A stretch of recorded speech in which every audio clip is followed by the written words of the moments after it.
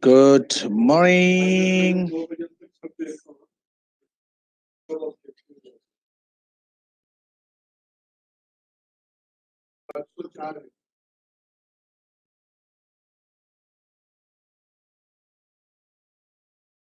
मेरा घर पे पता है, मेरे को नहीं पता।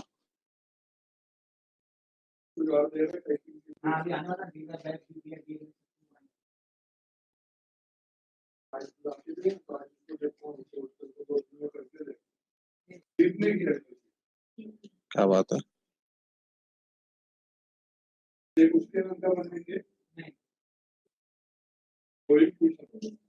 आप बोलो तो बन जाएगा।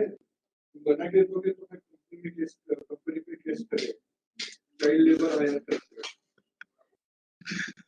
अच्छा बच्चों, ये हुआ है अपना meaning and scope of accounting हुआ है।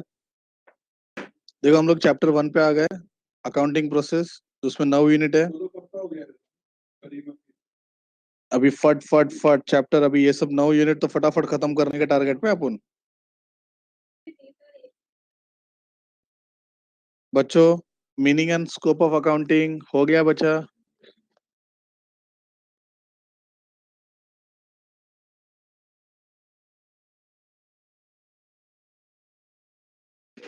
मेरा आवाज आ रहा है क्या, पहले वो बताओ।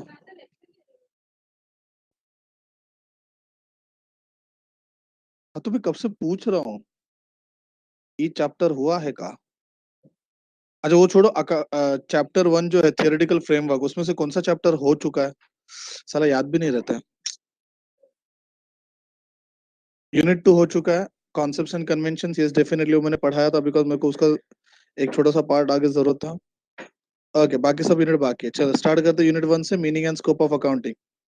सीन ऐसा है, ये जो चैप्टर है ना, चैप्टर 1, ये मेरे को स्टार्टिंग में पढ़ाना चाहिए और बाद में सब अकाउंटिंग पढ़ाना चाहिए, बिकॉज यही तो बेस होता है अकाउंट्स का। और अभी सीन ऐसा है कि तुम लोग को अकाउंट तो आता है अच्छा खासा, अकाउंटिंग कैसे करते हैं, लेजर में पोस्टिंग कैसे करते हैं, जर्नल कैसे किया जाता है, गोल्डन रूल्स क्या क्या है, ये सब तुम लोग को पता है। तो सर हम लोग रीड क्यों करें, बस ऐसे डिस्कस करें कि क्या है ये चैप्टर के अंदर।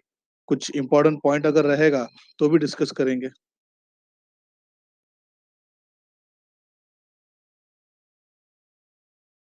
अरे बिटुआ, कहाँ हुआ है? उगा हुआ है। थ्योरेटिकल फ्रेमवर्क,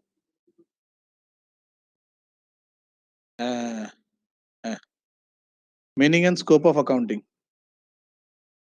चल, द प्रोसीजर ऑफ अकाउंटिंग। मेरे को दो ना यार, कॉफी दो ना यार।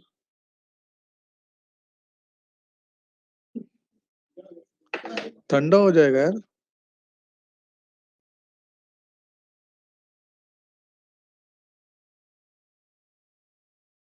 देखो एक चार्ट तुम्हारे स्क्रीन पे, procedure of accounting, generating financial information and using the financial information. ये डेफिनेशन याद रखना, recording, classifying, summarizing, analyzing, interpreting and communicating.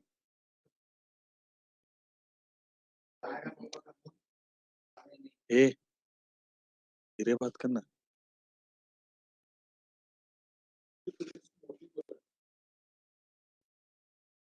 Generating financial information, how to generate the information? So simple, recording, classifying, summarizing, analyzing, interpreting and communicating. What is the recording?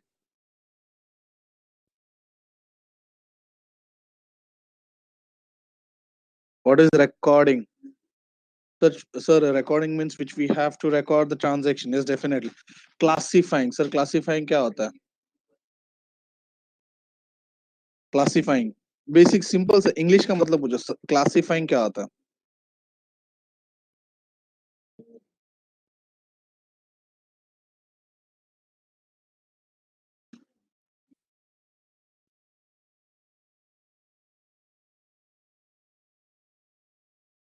Yes, to identify, to distribute, पता चलना चाहिए कि भाई कौन से type का कौन सा अकाउंट है। तुम लोग ने सुना रहेगा golden rules, personal, real, nominal. अगर किसी का नाम दिया रहेगा रीता, मीता, गीता, नीता, प्रीति, ये सब तुम्हारा पर्सनल अकाउंट हो गया। Real account which can be feel, seen, touch. Yes, distinguish करना, क्या बात है। समराइजिंग, समराइजिंग उस पर्टिकुलर इंफॉर्मेशन, फाइनेंशियल इंफॉर्मेशन का समरी देना है, उसको एनालाइज करना है, इंटरप्रेट करना है कि भाई इसका इफेक्ट आएगा कि नहीं। For example, rent paid to Ram, rent paid to Ram, कोई जर्नल एंट्री बता सकता है मेरे को? Rent paid to Ram,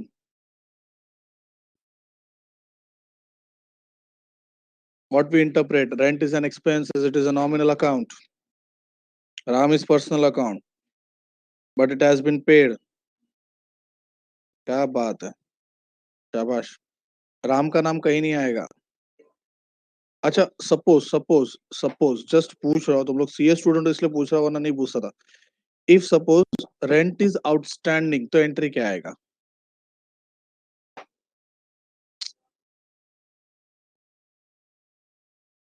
if suppose rent is outstanding तो एंट्री क्या आएगा बच्चों?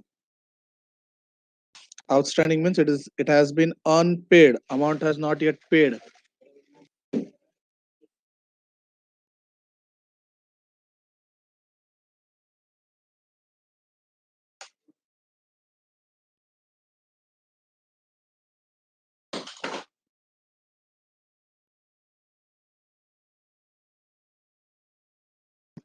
यस बच्चों, ट्राई करो, एंट्री क्या आएगा? Rent unpaid.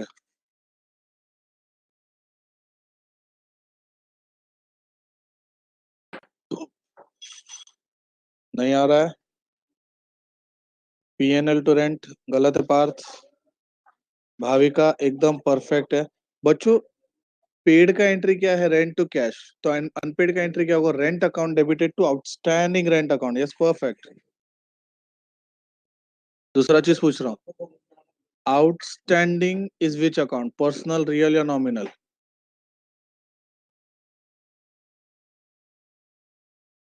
पर्सनल, रियल या नॉमिनल? चेतना बोलती पर्सनल है। अच्छा, सब लोग पर्सनल ही बोल रहे, okay okay okay, I give up. Perfect है। कम्युनिकेटिंग, अच्छा मुझे बता, हम जो अकाउंट्स बनाते हैं, ये अकाउंट्स किसके लिए रहता है बेसिकली?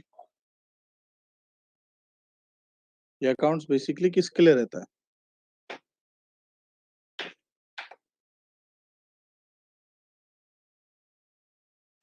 फर्म के लिए रहता है ओम।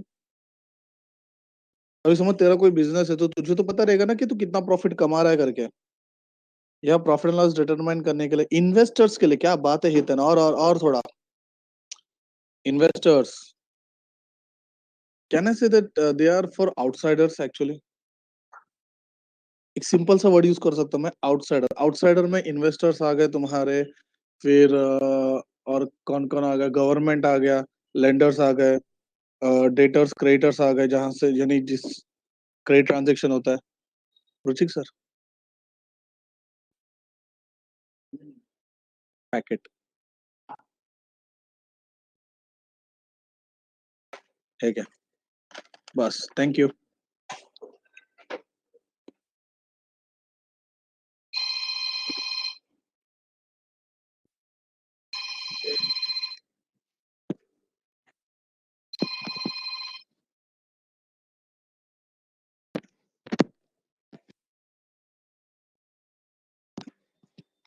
ठीक है।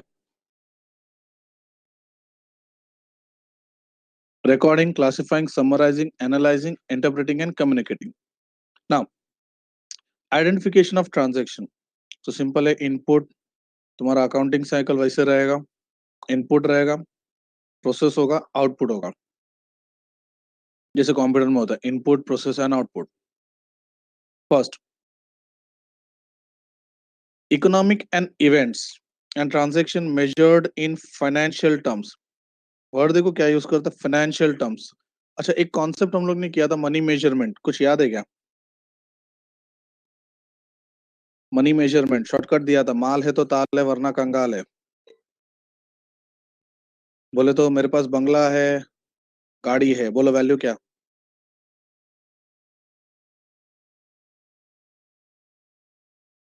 ऐसा क्या करते हो यार, ऐसा मत करो ना। छे, ठीक है, चल चलो, ओके, एक्सेप्ट कर लिया। नंबर सेव कैसे करें? ये ना,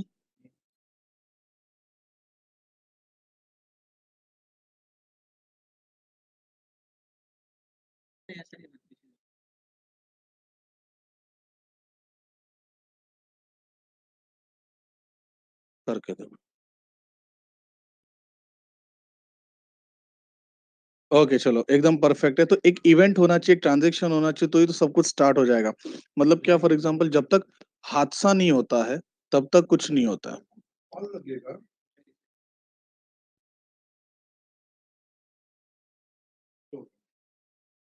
ओके, तो एक इवेंट, इवेंट मतलब एक हादसा, मतलब लाइक फॉर एग्जांपल हम परचेस करने गए तो ये एक इवेंट हो गया। परचेस किया, ट्रांजेक्शन हो गया, चल we have to record that particular transaction in the books of accounts. तो जब तक इवेंट नहीं होता तब तक कोई ट्रांजेक्शन क्रिएट नहीं होगा, और एक बार ट्रांजेक्शन क्रिएट हो गया फिर अपना अकाउंटिंग साइकिल स्टार्ट हो जाएगा। Sir what is accounting cycle? देखो जरा, अकाउंटिंग साइकिल का अगर तुम लोग प्रॉपर चार्ट देखोगे तो देखो यहाँ पे है, ये देखो इधर इधर, recording the transaction in the book of original entry बोले तो journal entry, posting them into the ledger, ledger से trial balance से final account, खत्म। अच्छा, तुम लोग को जर्नल, लेजर, ट्रायल बैलेंस और फाइनल अकाउंट आता है?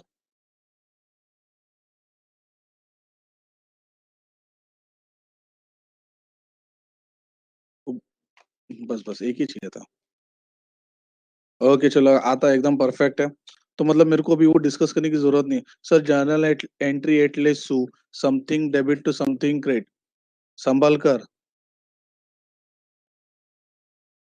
ठीक है। Output, that is communicating the information to the users. Users मतलब, देखो वहां पे उन लोग ने क्लियरली बाइफरकेट किया, internal users and external users. Internal कौन कौन होते हैं? जो कंपनी के अंदर होते हैं। और एक्सटर्नल मतलब यस, आउटसाइडर्स। बेसिकली अकाउंटिंग जो मेंटेन किया जाता है वो आउटसाइडर के लिए मेंटेन करते हैं हम लोग। समझा ये चार्ट? कोई डाउट है इसमें? बिंदास पूछ सकते हो।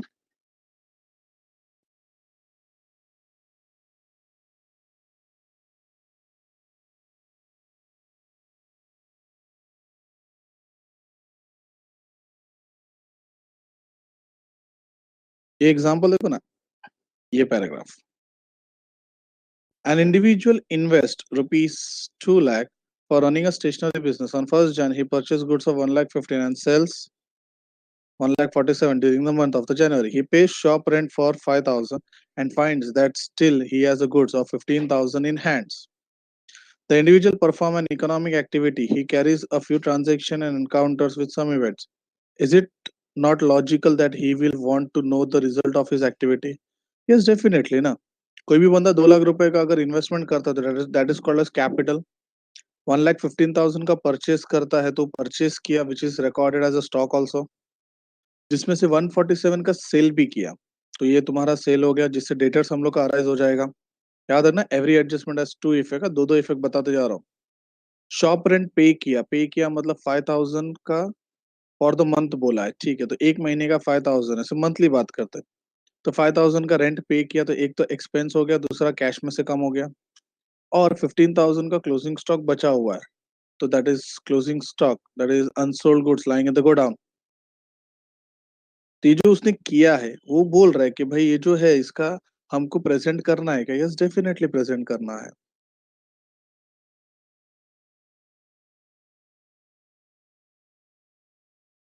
अगर तुमको ये पता होगा ना, तो इसने ट्रेडिंग पीएनएल अकाउंट बनाया, चेक करो।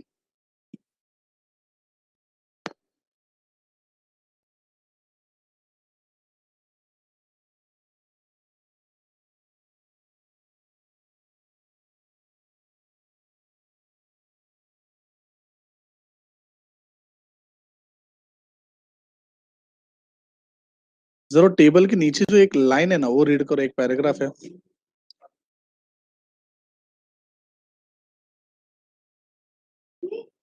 हाँ, संभाल संभाल।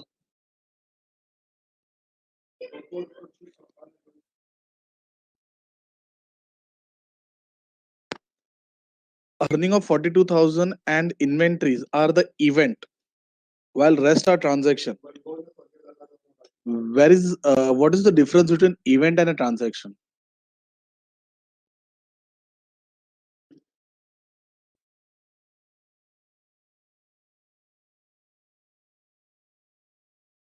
इवेंट का एंट्रीज नहीं होता, इवेंट्री का डायरेक्ट सॉरी, इवेंट का डायरेक्ट पोस्टिंग होता है, whereas ट्रांजैक्शन का जर्नल एंट्री होता है। For example purchase, you have to pass the entry for purchase, तो परचेस का एंट्री क्या आएगा? Purchase account debit to cash account और purchase account debited to creditors account. Sale किया तो debtor account debited to sales और cash account debited to sales. Rent पे किया, rent account debited to cash. और वहीं पे क्लोजिंग स्टॉक का कोई बोले sir journal entry, sorry boss, closing stock का तो डायरेक्ट इफेक्ट होता है।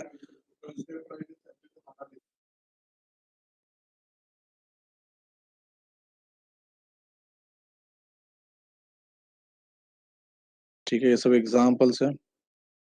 मीनिंग ऑफ अकाउंटिंग, देखो अकाउंटिंग का जो मीनिंग है ना, जो ऊपर पढ़ा था वही, accounting is the art of recording, classifying and summarising in a significant manner and in terms of money transaction and events which are in part at least of a financial character and interpreting the result thereof।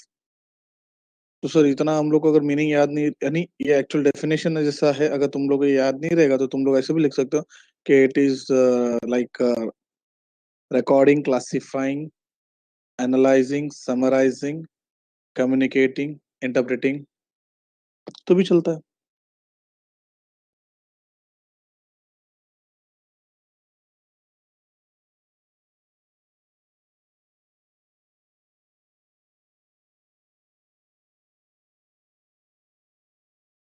ये सब याद रखना। APB, that is Accounting Principal Board, full form American Institute of Certified Public Accountants। Objectives में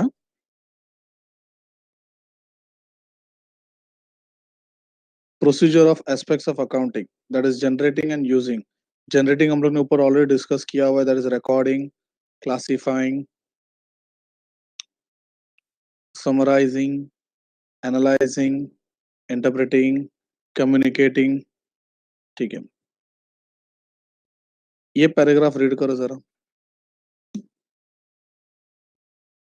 पढ़ाई के लिए मेहनत तो सब करते हैं, लेकिन स्मार्ट स्टडी कौन करता है? प्री एग्जाम ऐप के साथ बनाइए अपनी तैयारी super smart. Pre exam app देता है वाइड रेंज के एग्जाम्स की तैयारी, जैसे JEE, NEET, CAT, CA foundation, CSEET, banking, railway, SSC, MBA entrance, SYJC, Com, TYBCom और भी बहुत कुछ। Chapter wise tests and mock tests, detailed performance analysis, और अब तैयारी होगी एकदम परफेक्ट। कहीं भी कभी भी पढ़ाई करें।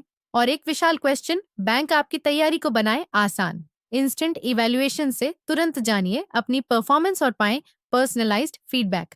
तो अब देरी किस बात की? प्री एग्जाम ऐप डाउनलोड करें और अपने नाम से रजिस्टर्ड करें और एक विशाल क्वेश्चन बैंक बिल्कुल फ्री और अपनी सफलता की कहानी लिखें। लिंक डिस्क्रिप्शन में है। प्री एग्जाम ऐप स्मार्ट तैयारी का साथी। सोशल साइंस से रिलेटेड देखो ये पैराग्राफ है,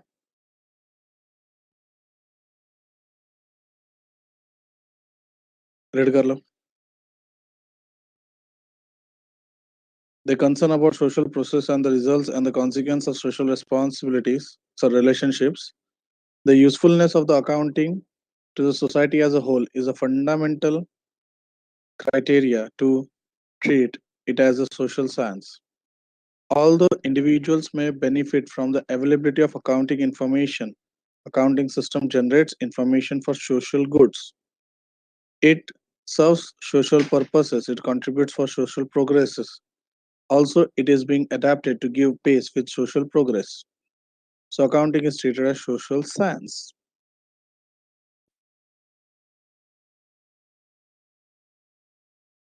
या ये important है, ठीक है। Objectives of accounting: systematic recording of transaction. What is systematic? Journal को थोड़ा लिंक करते हैं। Systematic recording of transaction, what is systematic?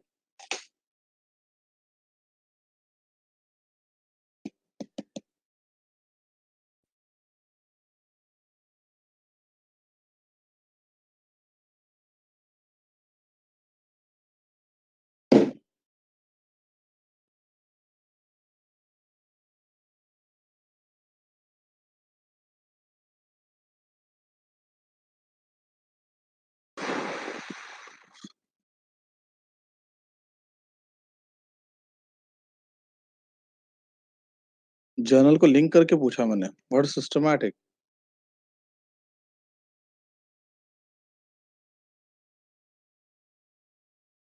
Chronological and analytical manner, क्या बात है यार, शाबाश। मतलब जो डेट वाइज ट्रांजेक्शन होते हैं वो वैसी होनी चाहिए। अगर समझो हम लोग ने पहले जैन का एंट्री किया, फिर मार्च का किया, फिर फेब का किया, वाट लग जाएगा यार। ठीक है, दूसरा पॉइंट है ascertainment of results of above recorded transaction। ascertainment मतलब we have to find out कि भाई हमारा जो बिजनेस है या जो भी ट्रांजेक्शन्स हो रहे हैं प्रॉपर है या नहीं। अगर प्रॉपर है तो उसका प्रॉपर रिकॉर्डिंग कर रहे हैं कि नहीं, और रिकॉर्डिंग कर रहे हैं तो उस पर्टिकुलर ऑर्गेनाइजेशन से हमको प्रॉफिट हो रहा है या नहीं हो रहा है। अच्छा, प्रॉफिट और लॉस फाइंड करने के लिए हम लोग प्रॉफिट एंड लॉस अकाउंट बनाते हैं, जिससे हम लोग क्लियरली पता चलता है कि हमने कितना खर्चा किया, कितना हमारा प्रॉफिट है। That is ascertainment। ascertainment of the financial position of the business. अच्छा मुझे तो किसी बंदे का फाइनेंशियल पोजीशन कैसे पता चलेगा? कौन सा फॉर्मेट देख के पता चलेगा कि भाई इस बंदे का फाइनेंशियल पोजीशन खतरनाक है?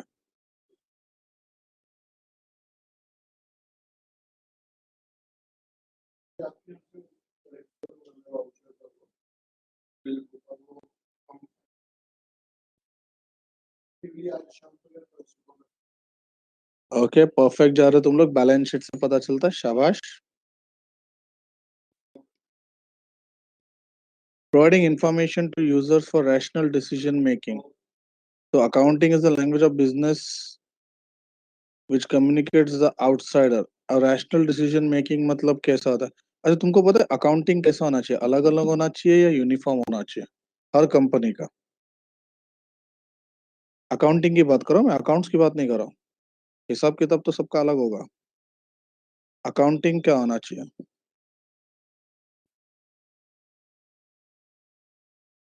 Yeah, it should be uniform, that is it should be based on certain uniform rules। इसके लिए तो कॉन्सेप्ट कन्वेंशंस मैंने पहले ही पढ़ा दिया, assumptions।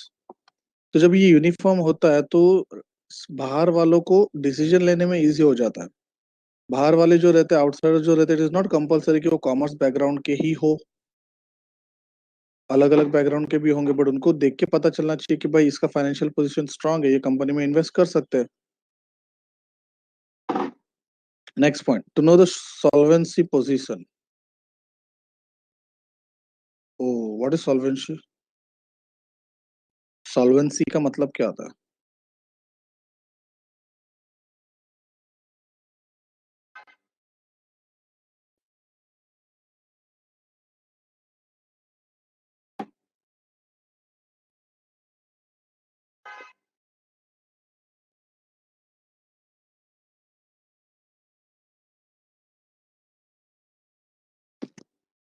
लिक्विडिटी।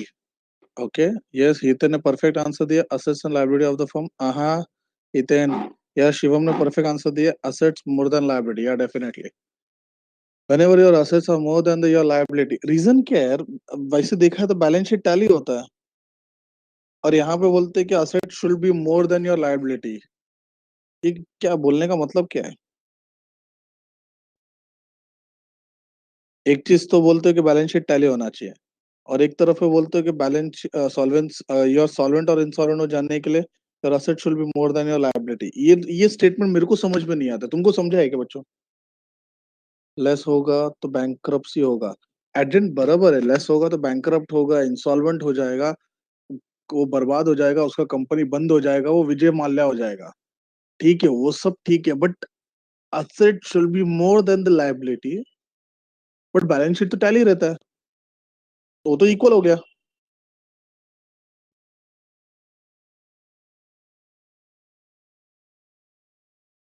नहीं शिवम, एक्चुअली उसका लॉजिक ऐसा है ना, your current asset should always be more than your current liability. Long term assets तो होते ही है, लॉन्ग टर्म असेट्स के लिए लॉन्ग टर्म लायबिलिटीज हम लोग पे करते हैं, but short term assets, actually short term assets और लायबिलिटी का बता दो तुम लोगों को, short term asset should always be double of your liabilities. मतलब अगर समझो तुम्हारा current liability, what is current liabilities? That is creditor, bills payable etcetera. तो जो तुम्हारे करंट लाइबिलिटीज है ना, वो अगर समझो 1 लाख है, तो तुम्हारा करंट असेट एग्जैक्टली 2 लाख होना चाहिए, उससे ज्यादा होना चाहिए। कोई बोल सकता है ऐसा क्यों? इक्वल भी तो हो सकता है, पेमेंट कर सकते हैं। इक्वल नहीं होता, इक्वल हुआ तो समझ जाने कंपनी खतरे में, एग्जैक्ट डबल होना चाहिए।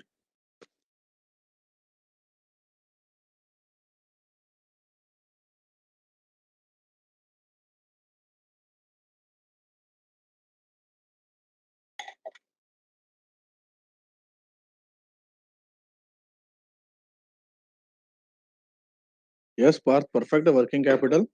मैं क्या पूछ रहा हूँ और तुम लोग क्या आंसर दे रहे हो? मेरा मेरा डाउट ऐसा है कि जो मैं बोल रहा हूँ, current asset should always be double of your current liability, why is it so?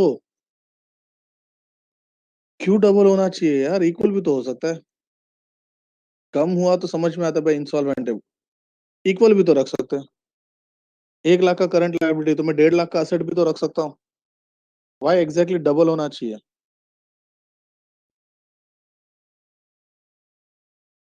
कोई रीजन दे सकता है? रिजर्व्स रखना पड़ता है ना, ठीक है।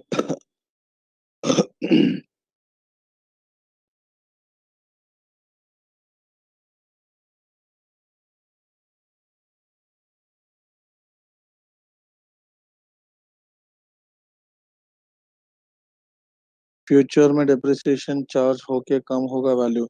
हितेन तो फिक्स असेट पे गया, मैं करंट असेट पे था। फिक्स असेट पे डिप्रिसिएशन आता है, करंट असेट पे डिप्रिसिएशन कभी नहीं आता दोस्त।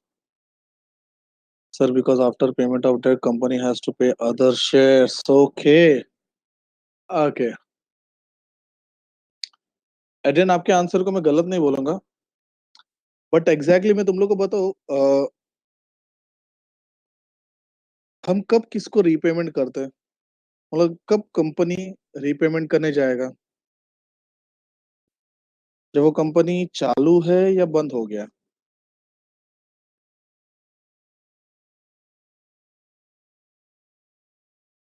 या डेफिनेटली बंद हो गया। जब कंपनी बंद होता है तब रीपेमेंट के बारे में सोचा जाता है। अब जब कंपनी बंद हो गया, समझो फॉर एग्जांपल कि बहुत बड़ी कंपनी अचानक में बंद होती है, तो उसका शेयर मार्केट तो गिरता ही है, प्लस उसका जो प्रोडक्ट रहेगा उसका कोई वैल्यू रहेगा क्या?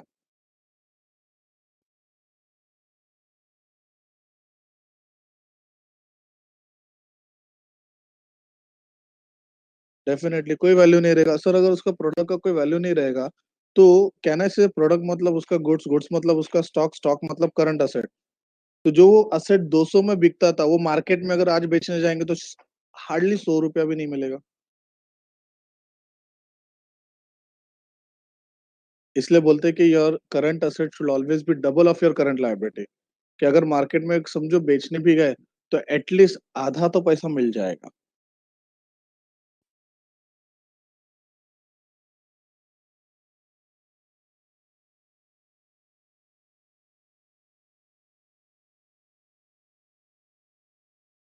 देखो एक और छोटा सा टेबल है, देख लो इसमें से क्या नहीं समझता। Objectives of accounting: systematic recording of transaction, ascertainment of results, ascertainment of financial position, communicating information to various users.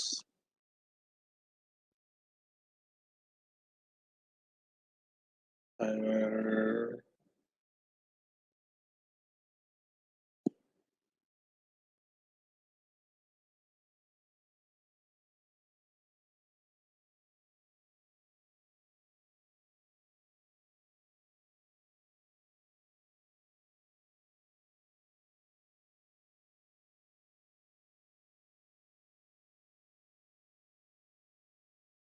Rahul sir गए? कितना था?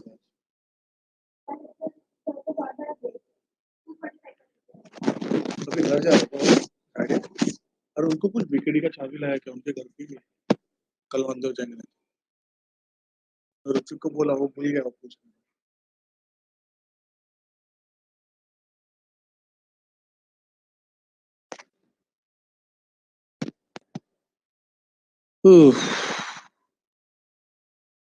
ठीक है, चल आगे बढ़ते हैं। Functions of accounting.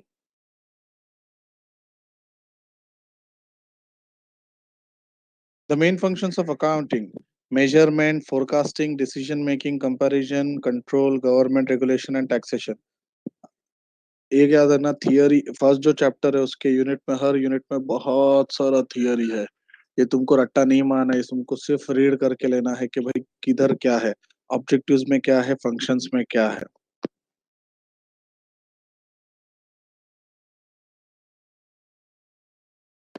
क्या बोला, समझा? ये 6 पॉइंट में कोई डाउट है?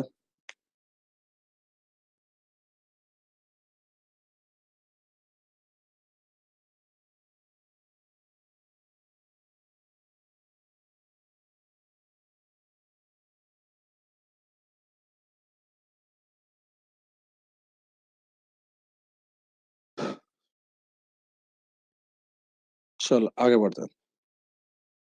What is bookkeeping? Oh, bookkeeping means to keep the book in a systematic manner.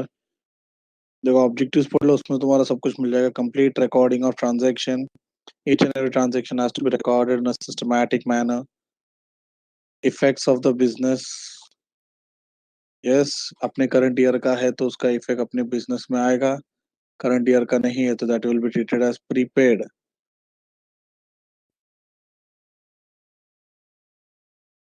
ये डिस्टिंग्विश पढ़ लो, बहुत इंपॉर्टेंट है। बुक कीपिंग में और अकाउंटिंग में क्या डिफरेंस होता है?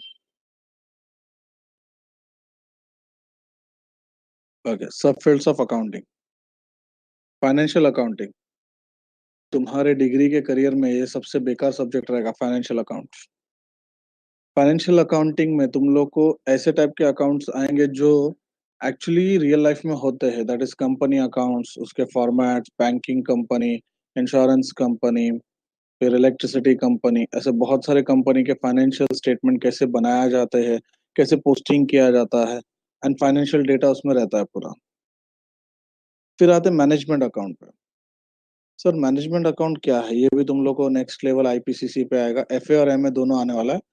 सर मैनेजमेंट अकाउंटिंग में क्या होता है, वहां पे तुमको ना एक ग्रुप बनाया जाता है कि भाई, अच्छा तुम लोग 12th स्टैंडर्ड में तुम लोग ने एक चैप्टर था फाइनेंशियल स्टेटमेंट करके, एनालिसिस ऑफ फाइनेंशियल स्टेटमेंट, याद है बच्चों? कुछ थोड़ा बहुत याद है? Comparative common size, trend ratio, 12th standard में था। Yes, that is the management accounting part.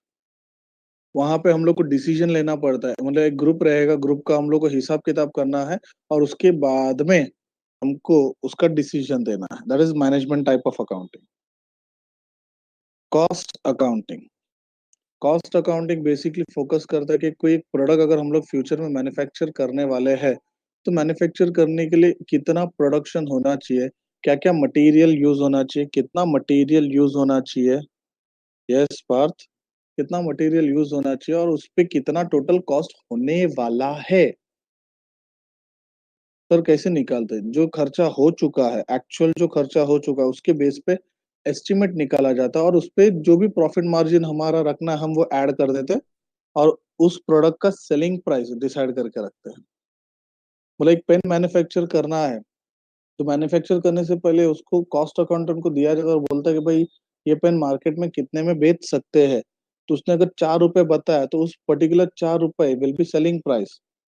मतलब उसका बनाने का कॉस्ट कम से कम 1.5 रुपया, 2 रुपया, 3 रुपया, उससे ज्यादा नहीं होना चाहिए, तो कंपनी को प्रॉफिट नहीं होगा।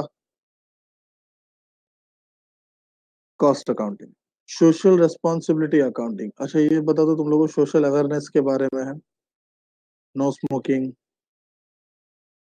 Add campaign, drinking is injurious to health, मतलब जो सोशल कॉज के लिए जो काम करते हैं वैसे उनके लिए जो अकाउंटिंग होता है वो social responsibility accounting. Awareness create करना बस। ह्यूमन रिसोर्स अकाउंटिंग, अच्छा कभी तुम लोग ने ऐसे सुना है एचआर डिपार्टमेंट होता है, एचआर? हिमेश रेशिया में नहीं है, नहीं है ना, ऋतिक रोशन है, समझा ना? वरना इधर कोई खुश हो जाएगा। उत्कर्षा खुश हो गई। एचआर, एचआर ये उत्कर्ष, एचआर का मतलब क्या होता है बताओ? फुल फॉर्म मत बताना मेरे को, मतलब बताना। जो इंटरव्यू लेता है, क्या बात है। मतलब ह्यूमन रिसोर्सेस, अगर मैं हिंदी में बोलूँ ना तो वो एक जगह से उठाता है आदमी लोग को और दूसरे जगह पे काम पे लगा देता है, तो उसका भी अकाउंटिंग करना पड़ता है। बहुत खतरनाक काम होता है। बड़े बड़े कंपनी में क्या होता है कि इतने सारे वर्कर्स होते हैं, तो किसको कितना पगार देना है, कौन कितने दिन काम किया है, वो सब एचआर डिपार्टमेंट देख लेता है। उसके पास पूरा डेटा रहता है। ओके। यूजर्स ऑफ अकाउंटिंग इनमें इंफॉर्मेशन, इन्वेस्टर्स है, एम्प्लॉयज है। इन्वेस्टर्स जो इन्वेस्ट करता है, एम्प्लॉयज, ऑर्गेनाइजेशन क्या? सर एम्प्लॉयज कंपनी में क्यों इंटरेस्ट दिखाएगा? सिंपल है, अगर मैं तुम लोग को लाइक अगर ऐसा दे दो कि एग्जाम्पल है एंडी बर्गर और मैकडोनल्ड्स, दो जगह पे वैकेंसी है, कहाँ पे जाओगे काम करने के लिए? हम दोनों में नहीं जाएंगे, बट फिर भी एक एग्जाम्पल है।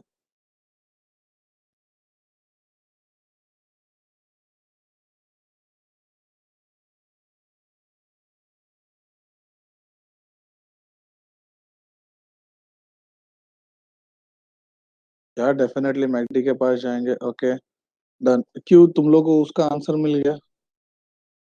तुमको काम करना है तो तुम वेल रेप्यूटेड कंपनी में जाओगे।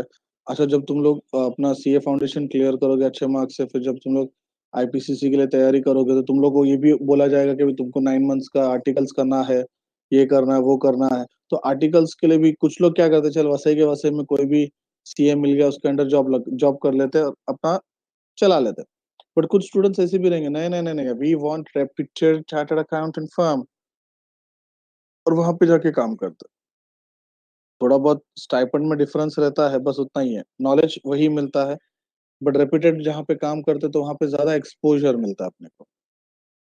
ठीक है, फिर उसके बाद में लेंडर्स है, सप्लायर्स है, कस्टमर्स है, गवर्नमेंट एजेंसीज है, पब्लिक है, मैनेजमेंट है। इसमें कोई डाउट है? 8 पॉइंट है, 8 पॉइंट में कोई doubt? Users of financial statements, देखो 8 ऐसे जरूरी नहीं कि अगर एग्जाम में आता भी है और शॉर्ट नोट ऐसा कुछ तो 8 के 8 लिखे, नहीं। जितना हमको याद है जनरल नॉलेज के हिसाब से उतना तुम लिख सकते हो।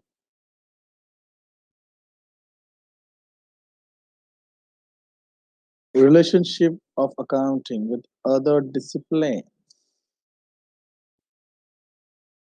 Ooh, accounting and economics.